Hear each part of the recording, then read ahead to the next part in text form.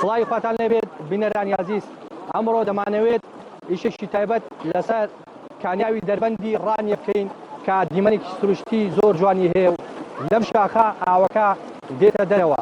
جگەلەوەی دیمەنێکی سروشتی جوانی هەیە، ئاوێکی سازگار و دڵڕفێنە و گەشتیاران لە شوێنە جیاوازەکان سەردانی ئەم کانیاوە دەکەن. وەکو باسی لێو دەکرێت کە ئەم کانیاوە ساڵانی پێشتریش کە وشکە ساڵی بووە، ئەم کانیاوە لە دەربەندی ڕانیە هیچ کاتێک و هیچ ساڵێک وشکی نەکردووە.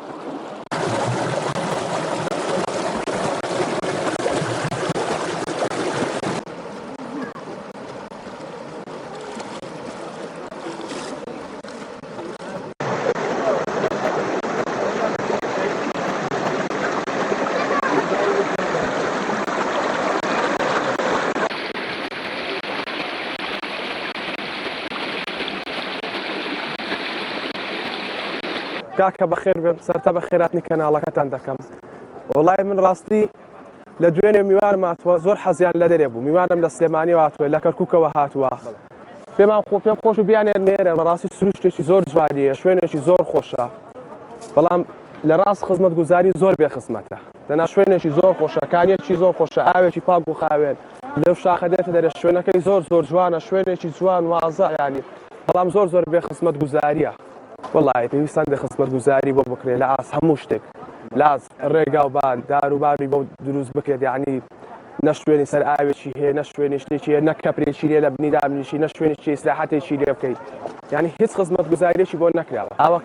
ئاوەکە لەو شاخە دێتە دەرێ، یەکەم بۆ خۆشی ئاوی کانیە خاوێنە، دووەم لەبەریشی دەڕوا. یعنی ئاوە بە هیچ شتێک پیس نابێت، بۆ خۆی لەبەری دەڕوا و کانیشە. کانی ئەگەر بڵێ ڕاژ وەستێ پێش دەبێت و ڕاژ ناوەستێ و ئاوە کانیە و ڕاژ ناوەستێ. ئێرە هیچ ساڵێ وشکی نەکردووە. ئەو کانیە هەموو کاتێ بەردەوامە. کانیە شکەش لەو لای هەر لە بن پردەکەیە، بەس ئەو کەمترە لێرە.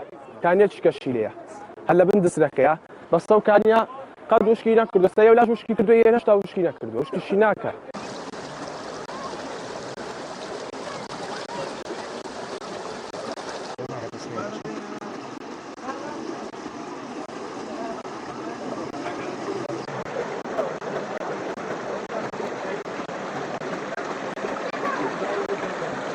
من لە کەرکووکەوە هاتوومە، بۆ دەربەندی ڕانی هاتوومە لەگەڵم برادرانەیە. بەڕاستی سروشتێ جوانی هەیە، شوێنێکی خۆشە، دڵکراوەیە، بەڵام هیچ خزمەت گوزارێکی نییە. یعنی خزمەت گوزاری بۆ نەکراوە ئەم شوێنە، وەکو دار وەکو شتێ هیچ خزمەت گوزارێکی نییە. دیمەنێکی زۆر جوانی هەیە، شتێکی زۆر جوان و دڵکراوەیە، بەڵام هیچ خزمەت گوزارێکی نێرە. دەویستم خۆم لە کەرکووکەوە هاتووم، ڕێگاتم بۆ ئێرەکانە. بەڵێ هاتم بۆ دەربەندی ڕانی. ئەی خۆشە، جەوێکی خۆشیە، جەوێکی تایبەتی هەیە. وەڵا ئەگەر خۆشتر بکرێت و خزمەت گوزاری بۆ بێ، بەڕاستی شوێنێکی زۆر خۆشە. ئینشەڵا لە بەرنامەیە ساڵێکی تر ئینشەڵا برادەرەکانم و خەڵکی کەرکووک برادەرەکانم بین بۆ ئێرەکانە، شوێنێکی زۆر خۆشە.